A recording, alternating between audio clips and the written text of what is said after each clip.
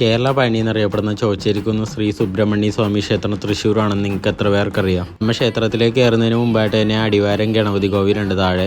അവിടെ നമ്മൾ പ്രാർത്ഥിച്ചതിന് ശേഷം 239 പടികൾ ചവിട്ടി വേണം നമുക്ക് ഈ മേളിലെത്താൻ വേണ്ടി. പടികൾ കയറാൻ ബുദ്ധിമുട്ടുള്ളവർക്ക് വേണ്ടി നമുക്ക് തമിഴ്നാട്ടിലെ പഴനിയിൽ ഇപ്പോൾ ഇവിടെ വിഞ്ചോ കാര്യങ്ങളോ ഒന്നുമില്ല. പക്ഷേ കാറ് കയറി മേളിൽ വരുന്നൊരു വഴിയുണ്ട്. അതുവഴി നമുക്ക് നേരെ ഇവിടെ മേളിലെത്താൻ പറ്റും. അതുകൊണ്ട് ഈ പ്രായമുള്ളവർക്ക് നടക്കാൻ ബുദ്ധിമുട്ടുള്ളവർക്കൊക്കെ എളുപ്പം മേളിലെത്താൻ പറ്റും. ഈ ഒരു അമ്പലം ഏകദേശം നമ്മുടെ തമിഴ്നാട്ടിലെ പഴനിയുടെ ഒരു മാതൃകയിലാണ് നിർമ്മിച്ചിരിക്കുന്നത്. നമ്മുടെ ഈ ക്ഷേത്രത്തിന്റെ നിറങ്ങളൊക്കെ തന്നെ നോക്കിയാൽ കാണാൻ പറ്റും. നമുക്ക് എവിടെ നോക്കിയാലും ഒരു തമിഴ് ടച്ചാണ്.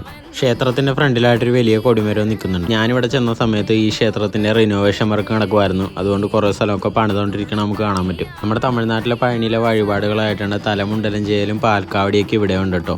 പിന്നെ നമുക്ക് പഴനിയിൽ നിന്ന് കിട്ടുന്ന പോലെ പഞ്ചാമൃതം ഇവിടെ നിന്നും കിട്ടും. നമ്മൾ ഈ ഗോപുരത്തിലേക്ക് നോക്കിക്കഴിഞ്ഞാൽ സുബ്രഹ്മണ്യന്റെ പല രൂപങ്ങൾ നമുക്ക് ഇതിൽ കാണാൻ പറ്റും കേട്ടോ. നമ്മളൊരു അമ്പലത്തിൽ വരുമ്പോൾ നമുക്ക് പ്രാർത്ഥനയേക്കാൾ ഉപരി നമുക്ക് അവിടെ നിന്നൊരു സമാധാനം കിട്ടണം. അത് ഈ അമ്പലത്തിൽ നിൽക്കുമ്പോൾ വേണ്ടോളം കിട്ടുന്നുണ്ട്. ഇവിടെ വരാൻ പറ്റിയ നല്ല സമയം എന്ന് പറഞ്ഞാൽ രാവിലെയും വൈകുന്നേരങ്ങളിലും ആണ് കേട്ടോ. ഞാനിവിടെ എത്തിയത് ഉച്ചയ്ക്ക് ശേഷമാണ്. എന്നാൽ പോലും ഈ മലയുടെ മേളിലായതുകൊണ്ട് നല്ല കാറ്റാണ് ഇവിടെ കിട്ടുന്നത്.